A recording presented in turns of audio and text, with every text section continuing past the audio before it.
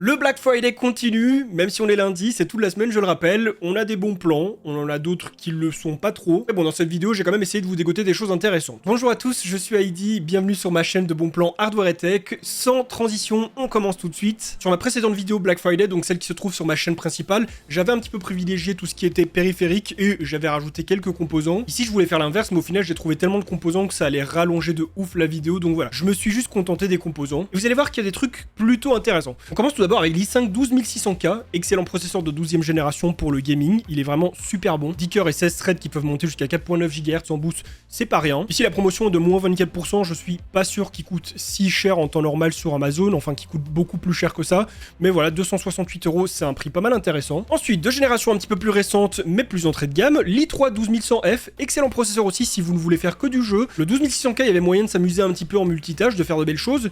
Ici, malheureusement, c'est un processeur qui est assez restreint pour ça. 4 cœurs et 8 threads pour l'applicatif, c'est vraiment pas l'idéal. Donc ici, on va être sur un processeur qui est vraiment dédié au gaming. Pour une config entrée milieu de gamme, pas trop cher, avec une carte graphique style 4060, ou alors évidemment 3060 Ti, une 6650 voire 6700. Bref, à coupler avec du matériel justement entrée milieu de gamme. Toujours en 13e génération, l'i5 13400F. Donc ici, on monte quand même un petit cran au-dessus. De nouveau 10 cœurs SS thread, donc on est sur quelque chose d'assez équivalent au 12600K, avec une fréquence légèrement plus basse, et du coup, ça se retrouve sur le prix de 230 €. C'est pas très cher payé pour un processeur comme celui-ci. Petite info parce que je n'ai pas regardé les prix que sur Amazon, hein. Moi je vous ponds du Amazon parce que c'est ce que j'utilise le plus, que ce soit pour mes vidéos ou moi-même en tant que consommateur, hein. J'achète très peu dans d'autres boutiques en ligne. Généralement c'est soit Amazon soit en physique, sauf que bon bah le physique ça coûte beaucoup plus cher. Et du coup oui, sur alternate.be, les processeurs de manière générale, pratiquement tous ceux que je vais vous montrer là, sont soit au même prix, soit un petit peu moins chers. Parfois voire même beaucoup moins cher. Mais il faut savoir que alternate.be c'est assez particulier, on a des prix vachement bas dessus et il ne s'adresse qu'aux Belges. Donc si vous êtes belge, c'est beaucoup plus intéressant d'aller sur alternate.be. Et malheureusement, si vous êtes français, vous ne pourrez pas commander sur alternate.be. Il existe un alternate.fr, mais sur lequel vous allez retrouver les mêmes prix que sur pratiquement tous les autres sites français. Ensuite, on passe un cran au-dessus, l'i5 13600K. Alors lui, c'est clairement une machine de guerre. 14 cœurs pour 20 threads, peut monter jusqu'à 5.1 GHz en boost. C'est vraiment un truc de ouf. Pour un i5 qui tabasse, il fait vraiment très mal. Il surpasse, je pense, un 12900K. C'est clairement l'un des processeurs les plus intéressants en termes de rapport qualité-prix pour cette gamme de performance-là qu'Intel est sorti jusqu'à maintenant. Avec ça, vous jouez, vous streamez, vous faites du montage, vous faites ce que vous voulez. Et alors là, pour ceux qui veulent vraiment du très haut de gamme,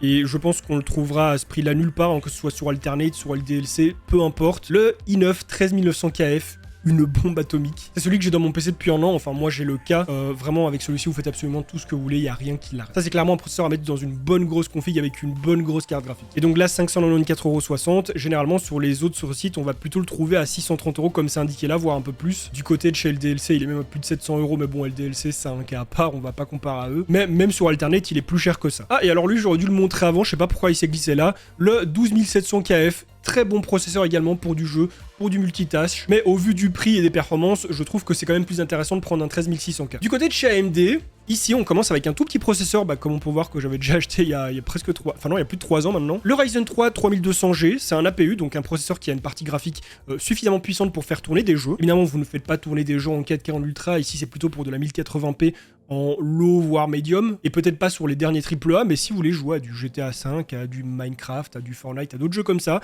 il est intéressant. Et surtout, même si c'est un processeur qui date maintenant, il commence à avoir son âge, 86 €, c'est pas cher payé du tout. Et donc l'intérêt des processeurs Ryzen en G, c'est que vous n'avez pas besoin de coupler à 5 cartes graphiques. Il fait tout seul. Toujours dans la même génération de Ryzen, le Ryzen 5 3600, donc lui aussi il commence à dater un petit peu. Cette fois-ci, il faudra une carte graphique avec, mais voilà, il tiendra des charges un petit peu plus puissantes. Son prix est très intéressant aussi, en dessous de 100 €, c'est rare de le voir comme ça. Aujourd'hui, il y a des processeurs bien plus récents et performants chez AMD, mais voilà, si vous n'avez pas un gros budget, ça peut faire le taf très clairement. Et alors celui-ci c'est pas un bon plan, mais je le trouve quand même très intéressant aussi en processeur. Le Ryzen 5 5600G, donc déjà une génération au-dessus, mais en plus de nouveau avec une partie graphique, donc pas besoin de carte graphique. 137 €, et avec lui toujours 1080p, il y a moyen de faire tourner des jeux un peu plus récents et avec une meilleure qualité de graphisme. Il y a moyen de monter un petit peu plus haut. Toujours en G et de la même génération, le 5700G qui lui peut encore pousser un petit peu plus haut les graphismes. Cette fois-ci un processeur standard puisque lui n'a pas de partie graphique. Le 5800X, c'est un processeur qui est bien apprécié. Il a pour réputation de chauffer un petit peu quand même, mais c'est un excellent processeur. Vous mettez à ça une bonne carte graphique début haut de gamme et ça peut vous donner une config très intéressante malgré que oui, ce soit un processeur de génération précédente. Et alors là, on parle d'une machine de guerre pour le gaming, le Ryzen 7 7800X 3D. Les Belges, allez voir sur Alternate parce qu'il me semble qu'il est autour des 340-350 €, donc beaucoup moins cher qu'ici. Mais là voilà, 420 €, c'est quand même pas mal intéressant par rapport à son prix original. Et là bon bah 8 cœurs, 16 threads, 5 GHz. C'est un excellent processeur pour le multitâche aussi. Vous ajoutez à ça la 3D cache de chez AMD et pour le jeu ça en fait une frappe atomique. On passe maintenant aux cartes mères donc pour accueillir ces processeurs. La TUF Gaming A520M plus Wi-Fi, une carte mère micro ATX. Milieu de gamme, socket AM4, donc pour accueillir des processeurs AMD d'ancienne génération. Par exemple, pour un petit processeur qui ne paye pas trop de mine, comme le 3200G, ça fait vraiment l'affaire. Ensuite, la MPG B550 Gaming Plus de chez MSI. On est cette fois-ci sur une carte mère au format ATX, de nouveau en AM4. Et là, c'est déjà bien plus haut de gamme, donc vous pouvez placer le processeur que vous voulez, tant que vous avez le bon socket. Elle a une belle gueule et puis pour l'avoir déjà eu entre les mains, elle en a dans le bide aussi. Nouveau chez Asus TUF Gaming, la B550 Plus Wi-Fi 2. C'est un petit peu plus bas de gamme que celle que je viens de présenter. La seule chose, c'est qu'avec celle-ci, vous avez le Wi-Fi déjà intégré, mais ça n'empêche pas que vous pouvez mettre le même type de processeur. Cette fois-ci, du plus haut de gamme chez Asus, la ROG Strix B550F Gaming Wi-Fi 2. Et elle envoie quand même plus de steak que la précédente et celle encore avant de chez MSI. Toujours pour de la M4. On retourne chez MSI, cette fois-ci avec une B650 Tomahawk Wi-Fi. Donc là, on a changé de socket. On est pour de la M5, donc les Ryzen 7000. La Tomahawk, c'est une carte milieu de gamme de chez MSI. C'est pas destiné à du très gros processeur. Je dirais que vous vous limitez à Ryzen 5, Ryzen 7. On met pas un Ryzen 9 dessus. Et alors, chose à savoir aussi, on est en DDR5 pour la RAM. La Asus Prime B650 à Wi-Fi 2, assez entrée de gamme de chez Asus. Ça se place un petit peu en dessous de TUF. C'est du micro ATX. Vous avez le Wi-Fi avec, donc pour un petit Ryzen 7000. On repasse dans du haut de gamme avec la B650 A Gaming Wi-Fi de chez ROG Strix, donc cette fois-ci clairement pour accueillir du Ryzen 5, 7, 9 de génération 7000. Et celle-ci a son petit look noir et blanc, elle est plutôt jolie. On passe maintenant du côté d'Intel avec la TUF Gaming B760M+, donc carte mère au format micro ATX et au socket LGA17. On va accueillir des processeurs Intel de 12e, 13e et 14e génération. La RAM c'est de la DDR4 et B760 c'est surtout adapté pour du Core i3, i5, i7 peut-être, mais je dirais qu'il vaut mieux se limiter à i5. Mais si vous avez du gros processeur, voici une grosse carte mère de nouveau de chez Asus ROG Strix, la Z690E Gaming Wi-Fi, donc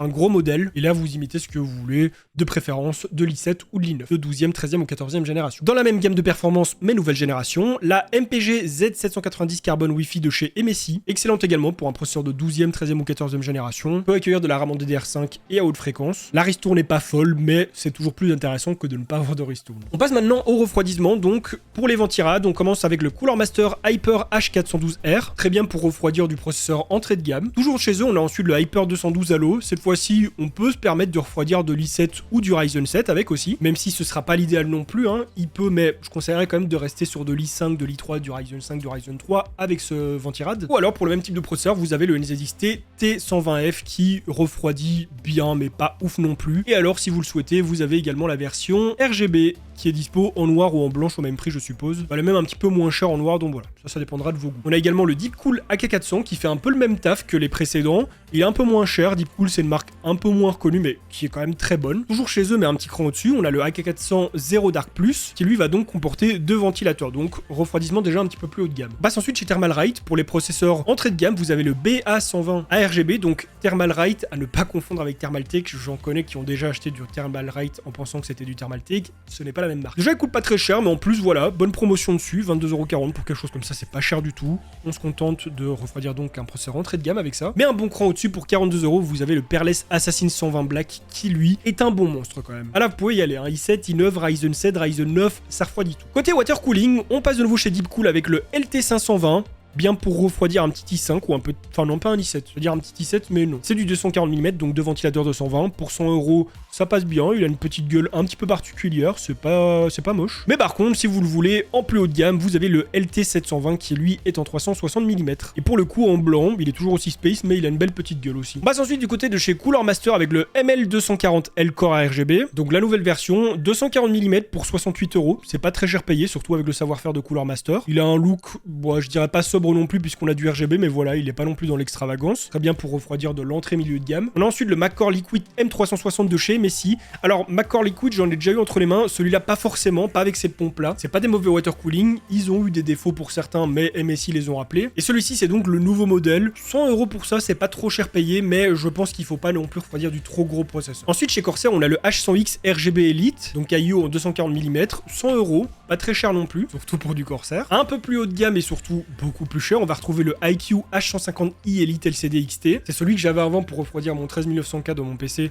et que j'ai foutu en l'air il y a pas longtemps dans une vidéo sur ma chaîne principale. Et alors dans la même gamme, mais pour moins cher, et c'est ça qui est étonnant, le IQ Link H150i RGB qui normalement coûte beaucoup plus cher. J'en ai parlé dans ma précédente vidéo Black Friday et c'est vraiment super intéressant. Allez voir tout ce qu'il y a IQ-Link sur Amazon parce que ça vaut vraiment le coup niveau prix. Ça reste plus cher que du matériel conventionnel, mais pour ceux qui étaient intéressés par cette gamme-là, c'est quand même moins cher que d'habitude. Ensuite, on a le NZXT Kraken 280, donc du 280 mm de ventilateur 240. Ça fonctionne bien, ça refroidit bien. Vous avez un petit écran LCD de nouveau pour afficher soit des performances, soit une petite animation. Et vous l'avez également en RGB, mais pour plus cher. On passe maintenant à la RAM. Alors, on va commencer avec de la RAM de PC portable, la Corsair Vengeance Sodim en DDR5. Une barrette de 16 Go cadencée à 4800 MHz pour 45 €. Ça va, c'est plus cher que de la RAM conventionnelle, hein, c'est normal, c'est de la RAM de PC portable. Elle a pas une très belle gueule, c'est très moche, mais dans un PC portable, on sent. Ensuite, en PC fixe, on repasse en DDR4 avec de la Vengeance LPX, 2 x 8 Go cadencée à du 3200 MHz. Pas des grosses performances, mais pour un peu moins de 40 €. Et pour un petit PC de jeu avec, comme j'ai montré tout à l'heure, un petit Ryzen 3200G, c'est vraiment très bien. Toujours en Corsair Vengeance, mais cette fois-ci en DDR5, 2 x 16 Go cadencée à du 6000 MHz, 112 €. Toujours la même RAM, mais cette fois-ci 64 Go, donc 2 x 32, 5600 MHz. La fréquence est un peu plus basse. Mais là, voilà, on a quand même 64 Go de RAM.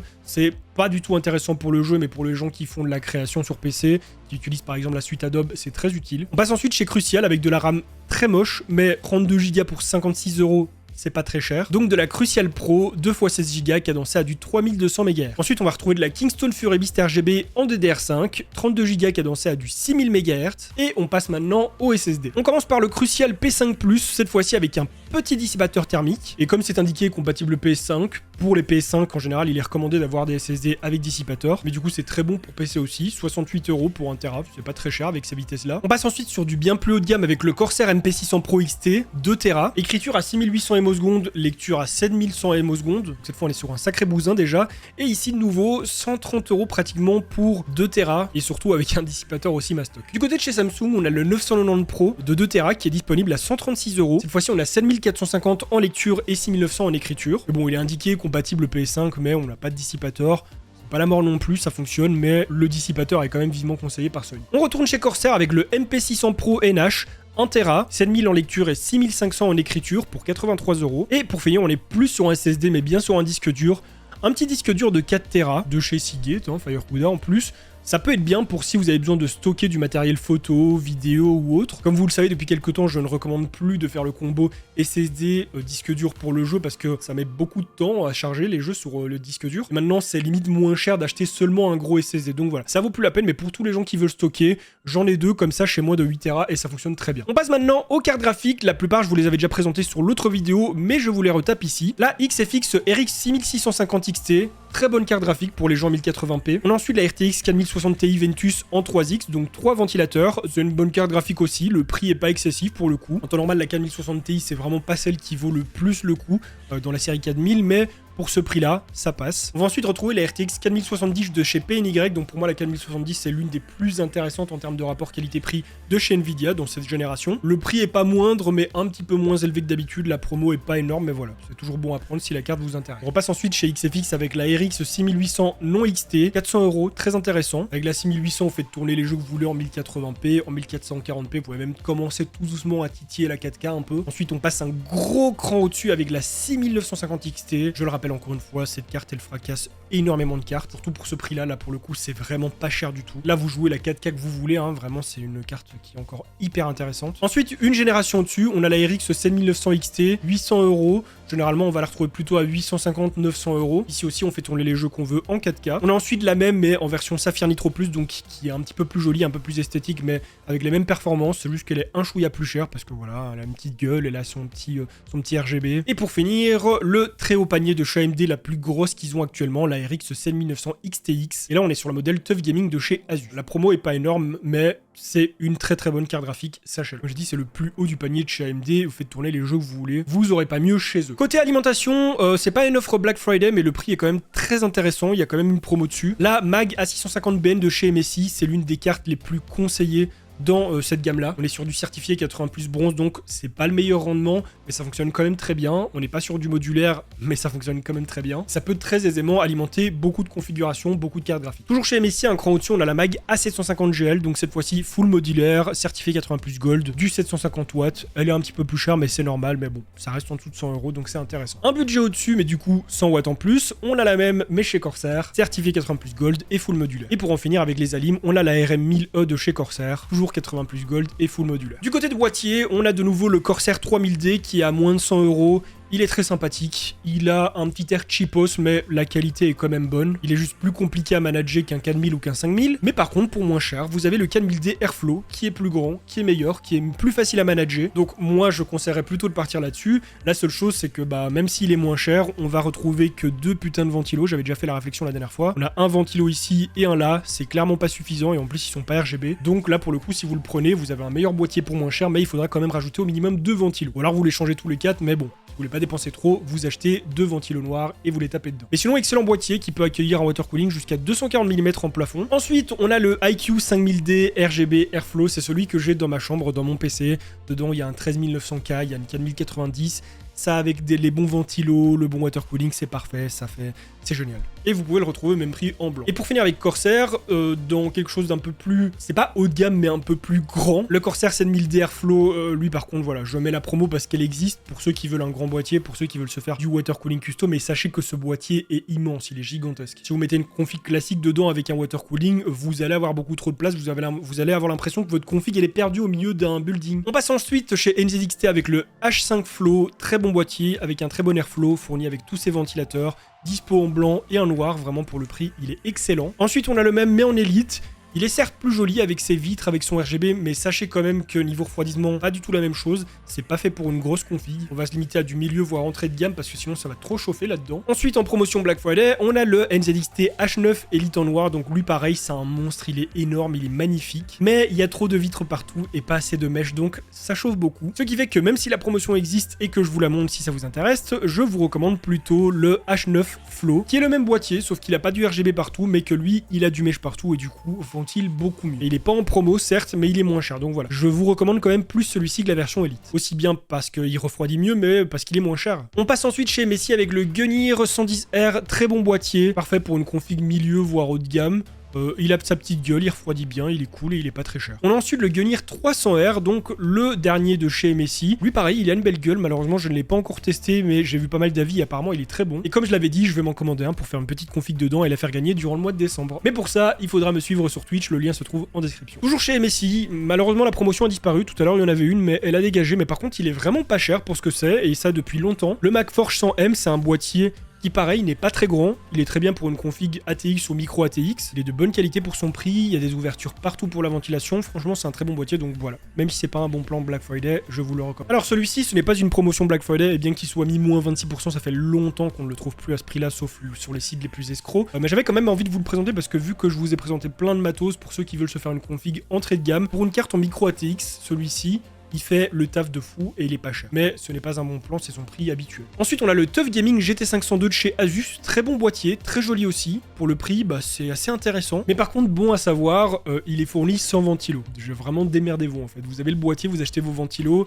Et du coup, forcément un peu plus bas, AsusTUF nous vendent leurs ventilos. Ensuite, lui, il est en promo, mais par contre, c'est pas du tout un petit boîtier. C'est un monstre, il est énorme, il est lourd. C'est clairement pour de la grosse config. J'ai monté un PC là-dedans il y a pas longtemps. Le ROG Hyperion, lui, il est fourni avec tous ses ventilos et tout ce que vous voulez, mais voilà, c'est une énorme bête, il est gigantesque, clairement fait pour de la grosse config haut de gamme. Et ensuite, pour finir, pour ceux qui sont en recherche de ventilateurs, les Corsair AF120 Elite qui sont à 13,90 €, donc 14 €. Ils fonctionnent bien, ils sont cool, et là, ils sont pas très chers, c'est une bonne occasion. Vous achetez par exemple un petit 4000D ou 5000D Airflow et que vous retrouvez sans ventilo. Ensuite, on a les Cooler Master MF120 Halo 2 RGB, eux, ils sont vraiment excellents niveau performance. Clairement, si dans ceux que je vous montre, vous devez en prendre, c'est eux qu'il faut prendre. Ils coûtent moins cher, ils sont RGB et ils sont plus efficaces. Niveau refroidissement, oui, franchement, ils font le taf de ouf. Donc voilà, très bonne occasion pour le coup. Et tout dernier produit de cette vidéo, le NZXT F120p en 120 mm. Il est un peu plus cher, mais bon, si vous achetez un boîtier NZXT, et vous devez remplir avec quelques ventilos. Bon, et bien voilà, c'est la fin de cette vidéo. Ça fait un petit moment que je tourne. Je pense que la vidéo va être longue. J'espère que vous trouverez des choses qui vous intéressent. Je le rappelle, ce sont des liens affiliés. Donc,